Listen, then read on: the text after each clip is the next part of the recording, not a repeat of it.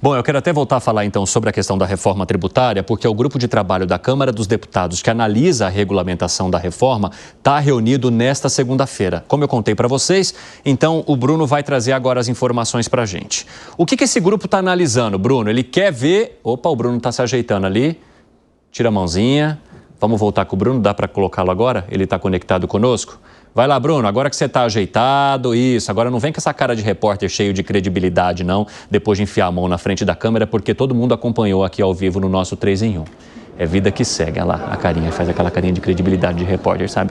Ajustes, né, Wander? O que mais acontece aqui no Congresso são ajustes. E aí, ajustando já para a gente entender um pouquinho sobre essa reforma, é o que está acontecendo. O que foi aprovado lá no Senado, ainda por parte do governo, há um interesse de querer ver se consegue reformular alguma coisa aqui na Câmara dos Deputados. Há por parte do governo federal o entendimento de conseguir rever alguns pontos, já que a última discussão sobre a regulamentação será aqui na Câmara dos Deputados. Então, algumas alterações que foram feitas no Senado, eles esperam conseguir rever aqui na Câmara dos Deputados. E aí será necessário um esforço por parte da ala governista, que sofreu uma derrota, inclusive, sobre a isenção, né? O imposto sobre armas de fogo, conseguiram ficar isentos, sobre a cesta básica e outros itens que um verdadeiro lobby falou mais alto aqui no Congresso Nacional, e essa isenção aconteceu. Então, na última semana, que será discutido a regulamentação aqui na Câmara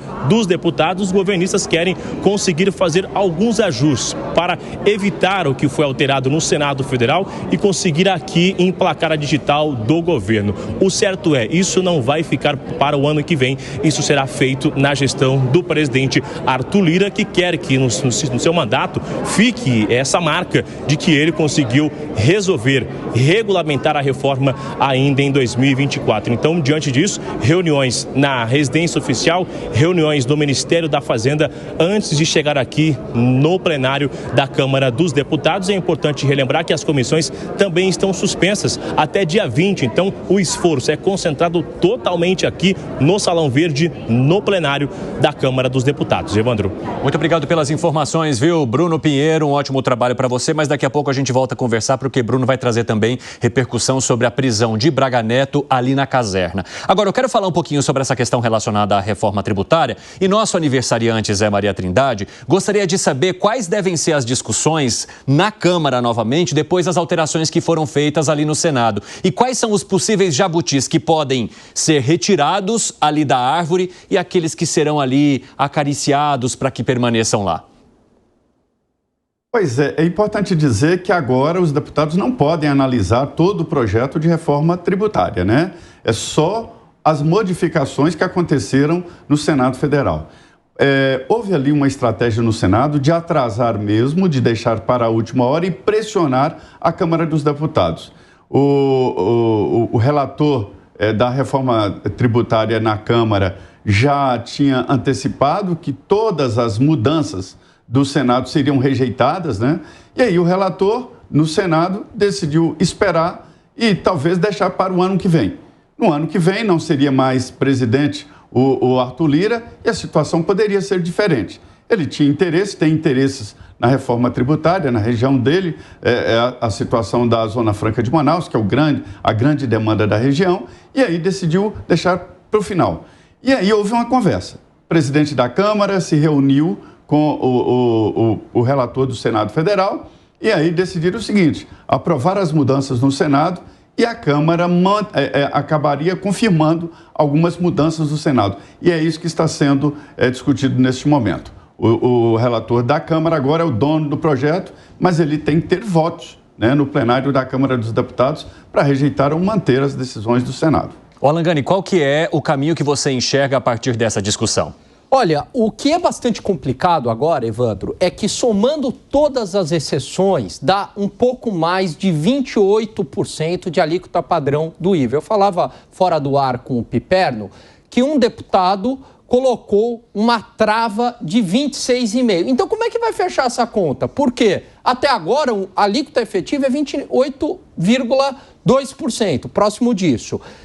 E ele quer colocar uma trava. Então, o que vai ser compensado? Vão tirar alguma exceção? Não me parece, né? Porque só tem um jeito. Ou você vai tirar um setor para baixar, ou da onde que vai vir esse dinheiro, né? A conta não fecha. Me lembra aquela situação que no Brasil a gente teve ao mesmo tempo financiamento público e privado proibidos no Brasil. Bom, então como é que ia ser financiado campanha? É a mesma coisa, né? Essa alíquota aí precisa fechar e está numa situação insustentável, não sei qual que vai ser o caminho. Agora, 4h30, o pessoal da rádio vai para um rápido intervalo, daqui a pouco espero vocês, hein? Nas outras plataformas, seguimos firmes e fortes. E Gustavo Segré, você mencionou rapidamente que estava preocupado com o tempo que os parlamentares teriam para essa avaliação diante dessa última semana em que tem vários projetos ali previstos e que precisam ser analisados de interesse do governo federal, mas também dos parlamentares, e se haveria a análise necessária diante do relógio girando, parece que mais rápido ali no Congresso.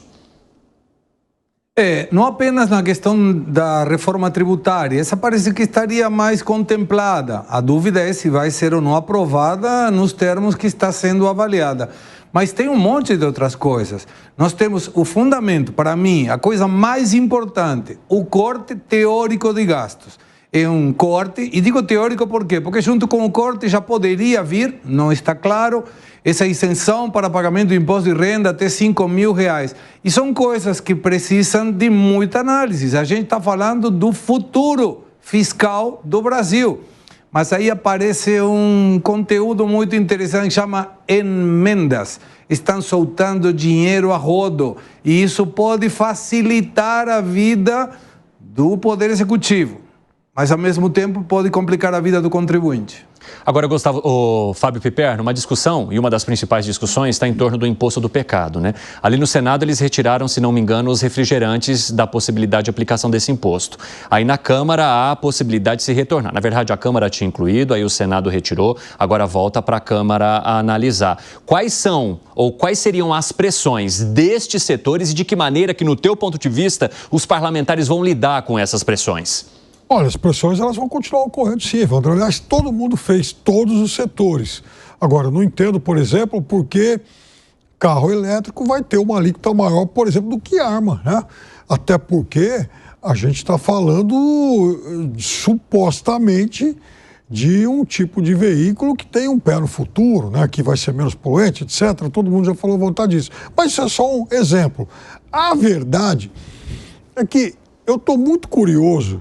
Assim, eu queria fazer uma viagem no tempo, porque daqui 5, 10 anos, essa turma toda que está obtendo vantagens nesse texto inicial é a turma que recebe subsídios, se beneficia disso, e esses subsídios podem acabar em algum momento.